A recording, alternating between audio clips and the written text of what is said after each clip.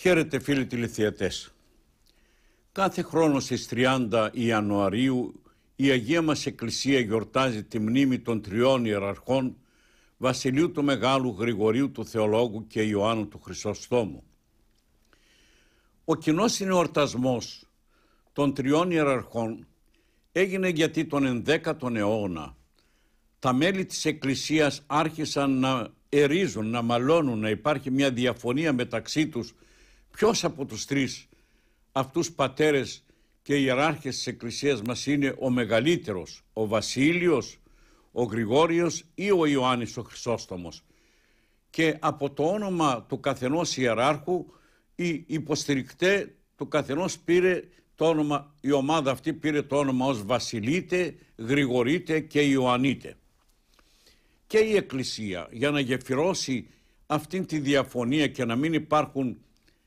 διαιρέσεις μέσα στο σώμα της, απεφάσισε των κοινών εορτασμών αυτών στις 30 Ιανουαρίου, μια και ο καθένας γιορτάζει μέσα στον Ιανουάριο μήνα χωριστά. Ο Μέγας Βασίλειος την 1η Ιανουαρίου, ο Άγιος Γρηγόριος ο Θεολόγος στις 25 Ιανουαρίου και η ανακομιδή των λειψάνων του Αγίου Ιωάννου του Χρυσοστόμου στις 27 Ιανουαρίου. Τους έβαλε τώρα στις 30 Ιανουαρίου και τους τρεις μαζί για να γιορτάζουν, ούτως ώστε να μην υπάρχουν διαφωνίες στο σώμα της Εκκλησίας ποιος είναι μεγαλύτερος ο ένας από τον άλλον. Όμως από τον 11ο αιώνα κιόλας οι τρεις ιεράρχες, Μέγας Βασίλειος, Γρηγόρης ο Θεολόγος και Ιωάννης ο Χρυσόστομος, άρχισαν στη συνείδηση των μελών της Εκκλησίας να θεωρούνται ως οι προστάτες της ελληνικής παιδείας και των ελληνικών γραμμάτων και του ελληνικού πολιτισμού κατ' επέκταση. Ιδίως το 1845 και ύστερα το Πανεπιστήμιο των Αθηνών με μια ιστορική του απόφαση καθόρισε τη γιορτή των τριών ιεραρχών και τους τρεις ιεράρχες ως προστάτες των ελληνικών γραμμάτων και της ελληνικής παιδείας. Και είναι μια πολύ καλή ευκαιρία σήμερα να μιλήσουμε για την προσφορά των τριών ιεραρχών στην ελληνική παιδεία και στα ελληνικά γράμματα, τον ελληνοχριστιανικό πολιτισμό και τα ελληνοχριστιανικό ιδεώδη γενικότερα, διότι η σημερινή κρίση στην παιδεία γενικότερα από τον Υπηαγωγείο μέχρι και το Πανεπιστήμιο πρέπει να αναζητήσουμε ουσιαστικά τα αίτια, τι έχουν φταίξει και φτάσαμε εδώ που φτάσαμε σήμερα, και αν μπορούμε να μιλάμε για παιδεία σήμερα ή μιλάμε απλά για εκπαίδευση και τίποτε άλλο, τίποτε περισσότερο από αυτά τα πράγματα. Ας βάλουμε τη βάση του θέματος. Και οι τρεις ιεράρχες είναι γνώστες της ελληνικής παιδείας, της ελληνικής φιλοσοφίας και των ελληνικών γραμμάτων. Οι δύο πρώτοι, ο Μέγας Βασίλειος και ο Γρηγόρης ο Θεολόγος, έχουν σπουδάσει στο Πανεπιστήμιο των Αθηνών και κατόπιν γυρίζοντας στην Καπαδοκία έχουν αναπτύξει μια τεράστια πατερική γραμματεία, μια τεράστια χριστιανική φιλολογία που έχουν χρησιμοποιήσει την ελληνική γλώσσα, τους όρους της ελληνικής φιλοσοφίας, έννοιες της ελληνικής φιλοσοφίας, τις οποίες όμως έχουν επενδύσει με το νόημα της θρησκείας, με το νόημα του χριστιανισμού, με τη διδασκαλία του Κυρίου, και έχουν ερμηνεύσει τις Άγιες Γραφές, τα βιβλία της Παλιάς και της Καινής Διαθήκης, και έτσι η γλώσσα, η φιλοσοφία και οι όροι της ελληνικής φιλοσοφίας και γλώσσης έχουν γίνει το όργανο εκείνο που διαδόθηκαν οι χριστιανικές αλήθειες, διατυπώθηκαν τα χριστιανικά δόγματα και διατυπώθηκε η διδασκαλία του χριστιανισμού και της Εκκλησίας σε ολόκληρο τον κόσμο. Ο Άγιος Ιωάννης ο Χρυσόστομος σπούδασε στην Αντιόχεια και είχε ως καθηγητή του τον μεγάλο φιλόσοφο τον Λιβάνιο, ο οποίος μάλιστα είχε διακηρύξει δημόσια ότι θα τον άφηνε και διάδοχο στη διδασκαλία της φιλοσοφίας στη σχολή της Αντιοχίας. Και οι τρεις λοιπόν μεγάλοι ιεράρχες της Εκκλησίας μας, Βασίλειος ο Μέγας, Γρηγόρης ο Θεολόγος και Ιωάννης ο Χρυσόστομος, είναι κάτοχοι της ελληνικής παιδείας και της ελληνικής γνώσεως. Αλλά ας μιλήσουμε λιγάκι ποιες ήταν αυτές οι έννοιες της ελληνικής φιλοσοφίας, της ελληνικής παιδείας και των ελληνικών γραμμάτων. Απ' τη μια μεριά έχουμε την διατύπωση της αριστοτελικής φιλοσοφίας, η οποία στηρίζεται στη λογική και στο λόγο, στην αιτιοκρατία. Το κάθε τι έχει το αίτιό της για να υπάρξει και να διατυπωθεί, μάλιστα στα ελληνικά γράμματα και στην ελληνική φιλοσοφία. Όμως από τον Σωκράτη και τον Πλάτωνα υπάρχει και ένας άλλος τρόπος σκέψεως στην ελληνική παιδεία και στην ελληνική σκέψη. Αυτός ο τρόπος είναι η έννοια του μύθου ως λογικό κατηγόρημα, ως έκφραση μιας καθολικής αλήθειας αποδεκτής από όλους τους ανθρώπους, που δεν χωράει περαιτέρω λογική επεξεργασία. Και έχω πει πολλές φορές ότι όλες αυτές οι μυθικές παραστάσεις,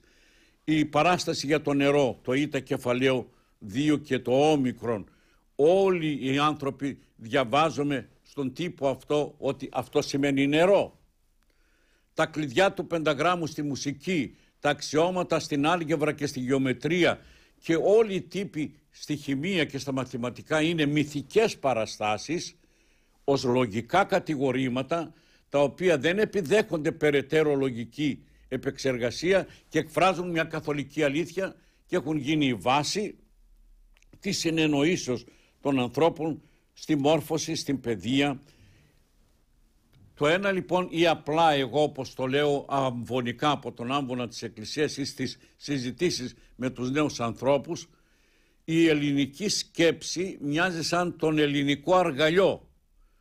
που έχει 2 σαΐτες,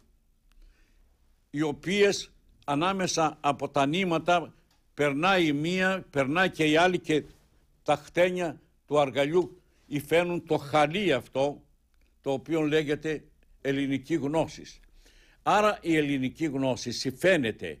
με τον μύθο και τον λόγο, δηλαδή με τον μύθο ως λογικό κατηγόρημα και ως έκφραση καθολικής αλήθειας που δεν επιδέχεται περαιτέρω λογική επεξεργασία, και με τη λογική του Αριστοτέλου στην αιτιοκρατία, ότι για να υπάρχει αυτό το τραπέζι που βλέπετε μπροστά μου πρέπει να υπάρχει ξύλο, πρέπει να υπάρχει ο τεχνίτης, πρέπει να υπάρχουν οι βίδες, πρέπει να υπάρχουν τα καρφιά, πρέπει να υπάρχουν η κόλλα για να γίνει αυτό το τραπέζι που βλέπω. Όλα αυτά είναι η έκφραση της αιτιοκρατίας της λογικής, γιατί υπάρχει αυτό το τραπέζι. Έτσι λοιπόν η ελληνική παιδεία είχε από τη μια μεριά το μύθο και από την άλλη το λόγο, την αιτιοκρατία, αλλά μέσα από αυτές τις έννοιες εκφραζόταν όμως και η αρετή και η συνέπεια και η συμμόρφωση του δασκάλου, του καθηγητού, του οποιοδήποτε ανελάμβανε να παιδεύσει τους νεωτέρους και να τους μάθει γράμματα, είχε και την έννοια της αρετής και του παραδείγματος. Γι' αυτό και είχε διατυπωθεί μέσα στην αρχαία ελληνική σκέψη ότι πάσα αρετή πάσα γνώσης, πάσα παιδεία που χωρίζεται από την αρετή, δεν έχει μέσα της την αρετή, πανουργία φαίνεται και όχι επιστήμη ούτε αλήθεια. Έτσι λοιπόν στο διάβα των αιώνων η ελληνική φιλοσοφία κατόρθωσε να παιδεύσει τους ανθρώπους, αλλά δεν είχε την καθολικότητα, δεν περιελάμβανε το περιεχόμενο αυτής της ελληνικής παιδείας έξω του χριστιανισμού όλη την ανθρωπότητα, όλους τους ανθρώπους. Αυτοί που σπούδαζαν και μάθαιναν γράμματα ελληνικά και ελληνική φιλοσοφία ήταν αυτοί που είχαν τα μέσα να πληρώσουν τους δασκάλους και τους φιλοσόφους για να μάθουν γράμματα. Οι άλλοι όμως ήταν οι απόκληροι της ελληνικής παιδείας και των ελληνικών γραμμάτων, ήταν οι απέδευτοι που ονομάστηκαν με μια λέξη όχι τόσο τιμητική όσο περισσότερο υποτιμητική, ως βάρβαροι. Γι' αυτό και διατυπώθηκε και η άποψη σπάσμη Έλλην βάρβαρος, με την έννοια ότι κάθε Έλληνας, κάθε άνθρωπος που δεν μετήχε της ελληνικής παιδείας και της ελληνικής φιλοσοφίας και γνώσεως ήταν αμόρφος, ήταν βάρβαρος, ήταν σχεδόν άχρηστος μέσα στην κοινωνία. Σε αυτή την κρίσιμη για την ανθρωπότητα ώρα εμφανίζεται ο Χριστός. Εμφανίζεται η ανανθρώπιση του Χριστού κόσμου, η χριστιανική διδασκαλία, το έργο του ολόκληρο το οποίο απετέλεσε αυτό που λέμε χριστιανισμός, χριστιανική εκκλησία, κυρίως εκκλησία χριστιανική ορθόδοξη, η οποία είναι το γεγονός μέσα στην ιστορία Και έτσι η διδασκαλία της Εκκλησίας, η διδασκαλία του Χριστού, το Ευαγγέλιο και η Εκκλησία περιέλαβε μέσα και τους απόκληρους της ελληνικής παιδείας και τους έκανε έτσι να νιώσουν ισότιμοι μέσα στην ανθρώπινη κοινωνία με τους άλλους ανθρώπους και από ανύπαρκτους και βαρβάρους να τους κάνει πρόσωπα μέσα στην κοινωνία της Εκκλησίας, μέσα στην ανθρώπινη κοινωνία, γιατί η κολλητική ουσία που ενώνει όλους αυτούς είναι η αγάπη και τα έργα της πίστεως. Η αγάπη είναι το πρώτο χάρισμα του Αγίου Πνεύματος στη ζωή των ανθρώπων και στη ζωή της Εκκλησίας, και η πίστης είναι η 7η κατά σειρά ως καρπός του Αγίου Πνεύματος, αλλά η οποία όμως μαζί με την αγάπη, πίστης άνευ έργων νεκρά εστι. Χωρίς τα έργα της αγάπης είναι νεκρή, δεν λέει τίποτε. Έτσι λοιπόν οι τρεις ιεράρχες με την ελληνική γνώση και την ελληνική παιδεία ενώνουν το κήρυγμα του Ευαγγελίου, το κήρυγμα της Εκκλησίας με τις έννοιες της ελληνικής φιλοσοφίας και της ελληνικής γλώσσας και διατύπωσαν μέσα από τα συγγράμματά τους μια υπέροχη διδασκαλία και έδωσαν σε όλους τους ανθρώπους πάσης φυλής και γλώσσης να μετέχουν των αγαθών της ελληνικής παιδείας και των ελληνικών γραμμάτων. Με την έννοια αυτή, οι τρεις ιεράρχες, και όχι μόνο αυτοί, αλλά όλοι οι Καπαδόκες πατέρες και όλοι οι πατέρες της Εκκλησίας μας, που ονομάζονται Έλληνες πατέρες της Εκκλησίας, μέσα από τα συγγράμματά τους, κυρίως πρώτα με τη ζωή τους και τη διδασκαλία τους, όπως την αποτύπωσαν στα συγγράμματά τους και τα γνωρίζουμε εμείς σήμερα, ανέλαβαν αυτό το έργο της διδασκαλίας του Χριστού μέσω της ελληνικής γλώσσης και των όρων της ελληνικής φιλοσοφίας, με μια ουσιώδη διαφορά.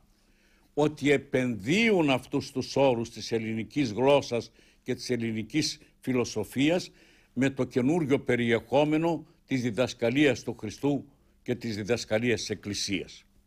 Έτσι δηλαδή όλοι οι απόκληροι της ελληνικής παιδείας και της ελληνικής φιλοσοφίας τώρα γίνονται κάτοχοι όλοι μα όλοι της ελληνικής παιδείας και των ελληνικών γραμμάτων, και αυτή η ελληνική παιδεία, η ελληνοχριστιανική που τη λέμε σήμερα παιδεία, η οποία έχει περάσει και στο Σύνταγμα και στα προγράμματα, αλλά έχει μείνει νεκρός λόγος σήμερα. Αυτή είναι και η βασική αιτία της κρίσεως στην παιδεία σήμερα, διότι ο δάσκαλος, εγώ τουλάχιστον, μέχρι που τελείωσα και τη θεολογική σχολή το 1964, αλλά και δάσκαλος το 1960 και όλα μου τα χρόνια στο επτατάξιο τότε γυμνάσιο, οι δάσκαλοι μας ήταν πρότυπα αρετής αλλά και τέρατα γνώσεως. Μας έμαθαν γράμματα και μας μετέδωσαν μεγάλα παραδείγματα αρετής. Γι' αυτό και στα 50 μου χρόνια της ιεροσύνης και στα 75 που είμαι τώρα, τους θυμάμαι με πολύ ευγνωμοσύνη και τους μνημονεύω στην πρόθεση και σε κάθε λειτουργία και στην προσευχή μου για αυτά που με έμαθαν και για αυτά που με δίδαξαν. Φυσικά υπήρξαν και υπάρχουν και σήμερα τέτοιες εξαιρέσεις που κάποιοι δάσκαλοι μας είναι απλώς δάσκαλοι να μας μεταφέρουν αυτά, αλλά δεν έχουν μέσα τους το πρότυπο της αρετής προς τους τροφίμους της παιδείας. Γι' αυτό και η κοινωνία αυτούς τους χαρακτήρισε δάσκαλε που δίδασκες και νόμον δεν εκράτης. Δηλαδή αυτά που διδάσκεις στους μαθητές, στους τροφίμους της παιδείας, εσύ δεν τα εφαρμόζεις στη ζωή. Έτσι λοιπόν αυτός ο ορθολογισμός, αυτή η απομάκρυνση μέσα από την παιδεία της αρετής και της βιώσεως των διδασκομένων από τον ίδιο τον διδάσκοντα, σήμερα έφερε την παιδεία σε αυτή την ιστορία. Μπορούμε να μιλάμε σήμερα για παιδεία ή για εκπαίδευση? Νομίζω το δεύτερο. Είναι πασιφανές αυτό. Κανένας δεν μιλάει σήμερα για παιδεία, ούτε οι ίδιοι οι καθηγητές πανεπιστημίου, ούτε οι ίδιοι οι καθηγητές στη μέση εκπαίδευση, ούτε οι ίδιοι οι διδάσκαλοι στην πρωτοβάθμια εκπαίδευση. Κανένας δεν μιλάει. Όλοι μιλάμε για εκπαίδευση. Ένα σύστημα παιδείας το οποίο σιγά σιγά έφυγε. Τι φταίει για αυτή την ιστορία? Τι λένε οι τρεις ιεράρχες? Έφυγε η έννοια του μύθου. Έφυγε η έννοια αυτής της καθολικής αλήθειας που δεν επιδέχεται περαιτέρω λογική επεξεργασία, αλλά και που βάζει μέσα στον τρόφιμο της παιδείας και στον δάσκαλο που διδάσκει τους τροφίμους της παιδείας την έρεια της αρετής και της αγιότητος. Έφυγε η αρετή, έφυγε και η αγιότητα από τον διδάσκοντα, και άρα λοιπόν αυτή η προσφορά γνώσεως μοιάζει σαν το άψυχο κομπιούτερ σήμερα, που είναι ο ίδιος πρότυπο του λαβυρίνθου της Κρήτης, που μας βάζει μέσα στα γρανάζια και στα προγράμματά του μέσα και πελαγώνουμε και μέσα και δεν μπορούμε πολλές φορές να βρούμε λύση και να βγούμε από αυτό το λαβύρινθο του κομπιούτερ σήμερα, του διαδικτύου. Όμως όλα αυτά και όσα γίνονται μέσα στο διαδίκτυο, η διακίνηση των πορνό ή η διακίνηση των διεστραμμένων διδασκαλιών που γίνονται έστω στο Facebook, σε αυτό την προσωπική επικοινωνία του ενός με τον άλλο, που δεν ξέρουμε ποιος είναι ο άλλος που φαίνεται απέναντί μας και τι μεταμφίεση έχει, αν είναι άνδρας ή γυναίκα, και γίνονται όλα αυτά τα παρατράγωδα, και έτσι έχει δημιουργηθεί η υπηρεσία της καταπολεμήσεως της εγκληματικότητας και της πορνογραφίας μέσα στο διαδίκτυο. Όλα αυτά δείχνουν αυτό που λέω, ότι δεν μπορούμε να μιλάμε για παιδεία, γιατί η παιδεία έχει μέσα την έννοια της αρετής και της αγιότητος, αλλά μιλάμε για εκπαίδευση, δηλαδή για να αποκτούμε γνώσεις, οι οποίες όμως δεν μας βοηθούν στην αρετή και στην αγιότητα. Και έτσι φτάσαμε εδώ που φτάσαμε. Ποια είναι η προσφορά των τριών ιεραρχών και γιατί θα γιορτάσουν τα σχολεία μας, έστω και υποτονισμένα, όλων των τύπων τα σχολεία, από την πρωτοβάθμια, δευτεροβάθμια και τριτοβάθμια εκπαίδευση, θα γιορτάσουν τη γιορτή των τριών ιεραρχών υποτονισμένα. Θα ακουστούν ομιλίες, θα υποθούν κάποια πράγματα, ίσως από αυτά να είναι και μερικά αληθινά, να είναι πραγματικά αυτά που οι τρεις ιεράρχες έχουν διδάξει και μας έχουν πει στη ζωή και μας έχουν αφήσει τα συγγράμματά τους, αλλά δυστυχώς αυτά δεν είναι παιδεία, είναι και αυτά μια προσφορά γνώσης, για να δούμε τι γινόταν με αυτούς τότε, τους τρεις ιεράρχες. Τι νόημα έχουν όμως τούτοι για την σημερινή ζωή μας και τη σημερινή κατάσταση της παιδείας. Κάτι ακόμα να πω, το οποίο έφερε την παιδεία και την έκανε εκπαίδευση. Τα αθειστικά φιλοσοφικά συστήματα και ιδίως ο υπαρξισμός με τον Σάρτ, τον Καμί, τον Κάφκα και όσοι άλλοι τους ακολουθούν σήμερα με την ορθολογίζουσα επιστήμη και την ορθολογίζουσα θεολογία και γνώση που προσφέρεται σήμερα. Αυτά τα συστήματα επανέφεραν τον μύθο ως τρόπον σκέψης, αλλά όχι με την έννοια της αρετής και της αγιότητος, και έτσι ενώ μέσα σε αυτά τα συστήματα και τη φιλοσοφία του υπαρξισμού γενικότερα υπάρξει ο μύθος ως λογικό κατηγόρημα, δεν έχει όμως την αρετή και την αγιότητα μέσα, και έτσι αυτά τα συστήματα μας οδήγησαν και στην αθεία και στην ορθολογίζουσα σκέψη και στην απομάκρυνσή μας από την αρετή και την αγιότητα και μετέτρεψαν την παιδεία, που σημαίνει και γνώση και αρετή και αγιότητα, σε εκπαίδευση που είναι μόνο προσφορά γνώσεως και έτσι δεν έχει μέσα το στοιχείο αυτό της αρετής και της αγιότητας. Να που είναι η αρρώστια και η νεκρωμένη εκπαίδευση σήμερα και η νεκρωμένη παιδεία. Σήμερα μπορεί να ξέρουμε πολλά, να μας μαθαίνουν πολλά και το κομπιούτερ μπορεί να μας βοηθάει να μάθουμε ακόμα περισσότερα, αλλά αυτό δεν είναι, φίλοι τηλεθεατές μου, παιδεία. Η κατάντια σήμερα σε όλον τον χώρο της παιδείας, από τον υπηαγωγείο μέχρι και το πανεπιστήμιο, είναι ολοφάνερη στο καθένα. Τι λένε οι τρεις ιεράρχες? Οι τρεις ιεράρχες μας μιλάνε ότι αν δεν έχουμε μέσα μας φόβο Θεού, αν δεν έχουμε αρετή μέσα μας, αν δεν έχουμε αγιότητα μέσα μας, δεν μπορούμε να αναστήσουμε την νεκρωμένη παιδεία. Απλώς το φέρετρο όπου την έχουμε θάψει, το μεταφέρουμε, το περιφέρουμε με λόγια, με προσπάθειες λογικές να κατορθώσουμε, να την αναστήσουμε, αλλά αυτά δεν γίνονται. Κανένας ορθολογιστής δεν μπόρεσε να νικήσει τον θάνατο και κανένας ορθολογιστής δεν μπόρεσε να μας μιλήσει για την αιώνια ζωή. Η ζωή δεν τελειώνει στον τάφο, αλλά ανήκει στο Θεό και στην αιωνιότητα, γιατί η ζωή είναι η πνοή του Θεού μέσα μας.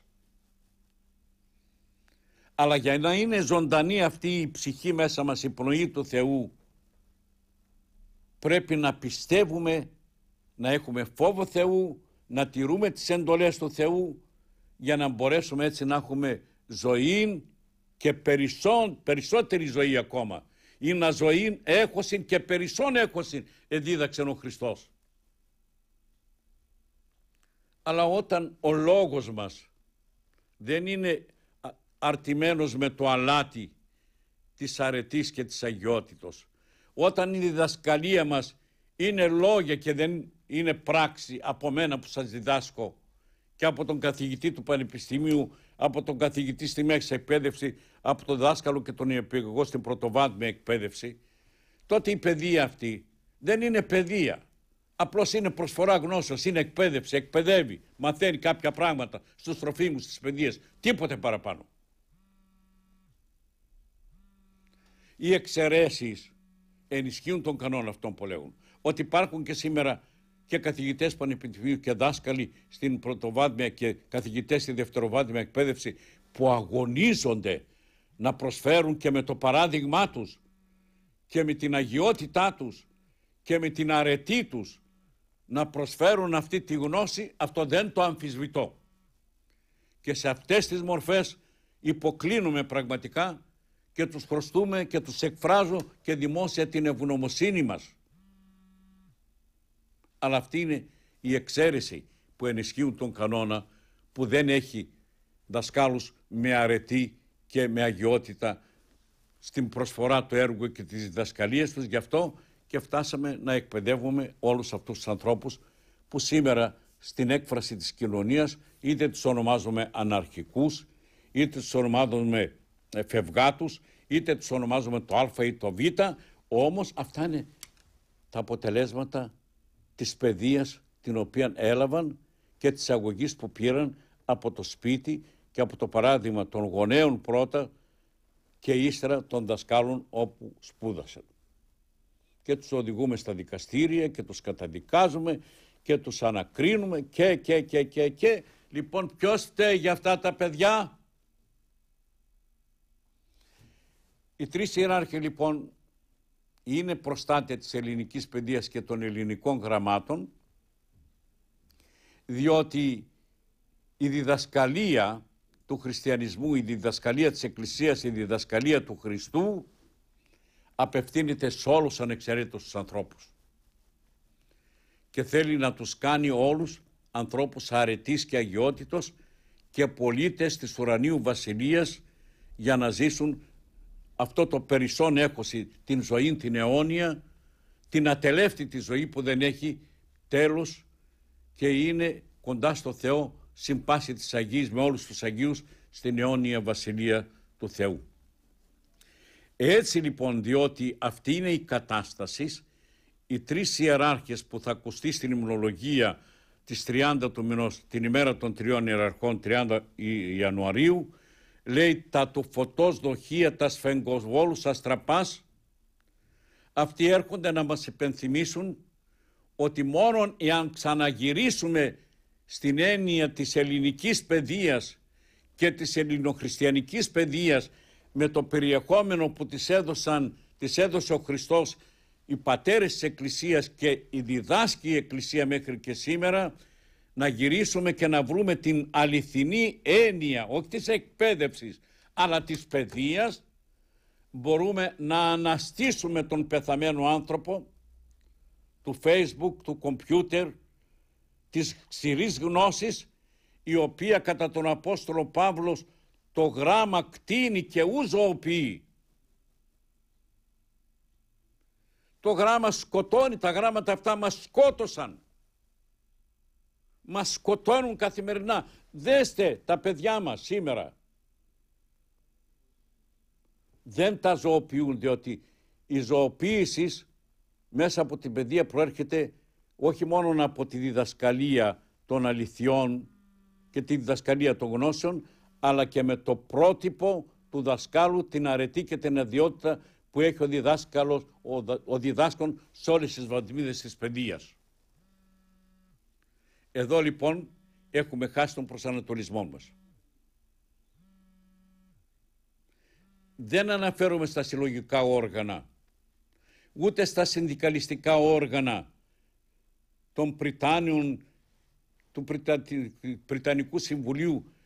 των σχολών, των κοσμητόρων, ούτε στη μέση εκπαίδευση των συνδικαλιστών και όλα αυτά έχουν κάποιο νόημα για τη διεκδίκηση μέσα στους δημοκρατικούς θεσμούς κάθε κοινωνίας που διοικείται. Εμένα δεν με ενδιαφέρουν αυτά, με ενδιαφέρουν σαν Έλληνα πολίτη, αλλά σαν κληρικό και διδάσκαλο της Εκκλησίας με ενδιαφέρει η παιδεία, με ενδιαφέρει ο χριστιανισμός, η διδασκαλία της Εκκλησίας, η διδασκαλία των Αγίων Πατέρων και ιδιαίτερα των τριών ιεραρχών, που μας οδηγεί και στη γνώση και να μαθαίνουμε γράμματα, αλλά να μαθαίνουμε και αρετή και αγιότητα και να είμαστε άνθρωποι χρήσιμοι και στην κοινωνία. Παραδείγματα για τους συνανθρώπους μας, αλλά και πολίτες της αιωνίου βασιλείας.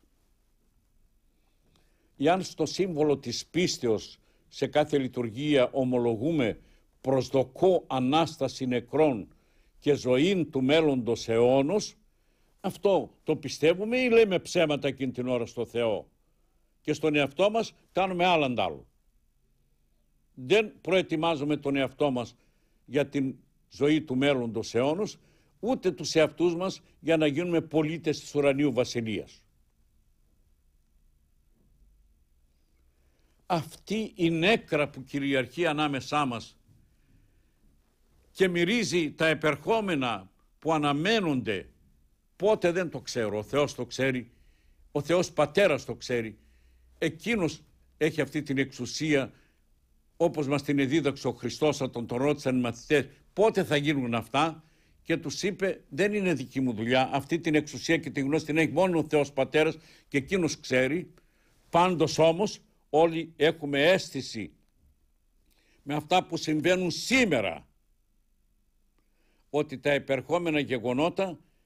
γίνονται ακριβώς γιατί είμαστε μακριά από τη ζωή, είμαστε μέσα στην ανομία, ζούμε μέσα στην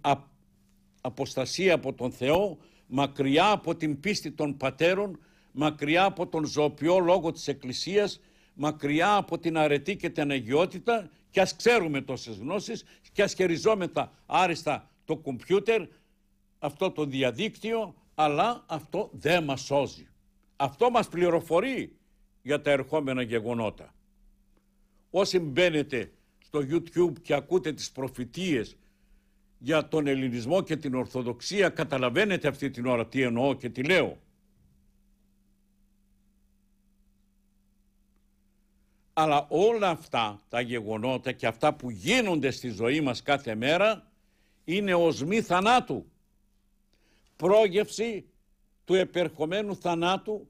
που όλη αυτή η γνώση που μας προσφέρεται μας θανατώνει και δεν μας ζωοποιεί. Άρα λοιπόν, για να κλείσω τη σημερινή εκπομπή, δεν μπορώ να επεκταθώ σε λεπτομέρειες γιατί η ώρα μου δεν μου επιτρέπει. Οι τρεις ιεράρχες έρχονται και μας δείχνουν τον δρόμο και μας λένε καθηγητέ πανεπιστημίου, δάσκαλοι καθηγητές στη δευτεροβάθμια εκπαίδευση, δάσκαλοι και νηπιαγωγοί στην πρωτοβάθμια εκπαίδευση, σταθείτε με φόβο, με τα φόβου Θεού, γυρίστε στην πίστη των πατέρων, πέστε και ρίξατε στον εαυτό σας μετάνοια, ζητήστε να μπείτε στο στάδιο των αρετών και στην ζωή την αληθινή και διδάξτε αυτό στους τροφίμους της παιδείας, για να αναστήσουμε την νεκρή ελληνοχριστιανική παιδεία, ελληνοχριστιανικό πολιτισμό και ελληνοχριστιανικά ιδεώδη και να τα δώσουμε ως ζωοποιό δύναμη στη ζωή των τροφίμων της παιδείας που έχουμε μπροστά μας, για να έρθουν καλύτερες μέρες για την ανθρωπότητα, για το ελληνικό γένος όπου γης, για την Εκκλησία μας, για μας τους ίδιους, να ζήσουμε στη ζωή την αιώνιον και να διώξουμε την οσμή των όπλων, την κραυγή του θανάτου, τη θανατηφόρο βία, όλα αυτά που οι ειδήσεις μας παρουσιάζουν κάθε μέρα στη ζωή μας. Αυτά είναι τα αποτελέσματα της νεκρής παιδείας, την οποία την νεκρώσαμε, γιατί τη στερήσαμε από την αρετή και την αγιότητα και την κάναμε απλά εκπαίδευση για να μας οδηγεί ολοτακώς στο θάνατο, στον πόλεμο, στην καταστροφή και στα γεγονότα τα επερχόμενα που αναμένουμε. Εύχομαι στη γιορτή των Τριών Ιεραρχών να περάσει αυτό το μήνυμα των Τριών Ιεραρχών στη ζωή και των διδασκάλων όλων των βαθμίδων και των τροφίμων της παιδείας, για να μπορέσουμε να ζήσουμε και να βγούμε νικητές και από αυτή την οσμή του θανάτου και τα επερχόμενα γεγονότα, νικητές με πραγματική πίστη στην Εκκλησία, στο Χριστό, στον Άγιο και Τριαδικό Θεό, για να ζήσουμε μαζί με την Αγία Τριάδα, την Παναγία, τους προφήτες, τους Αγίους, αυτό που λέγει ο Απόστολος Παύλος, συμπάση της Αγίας, στην αιώνια ζωή της οποίας ουκ έστε τέλος, και αυτό σας το εύχομαι από τα βάθη της ψυχής μου. Αμήν.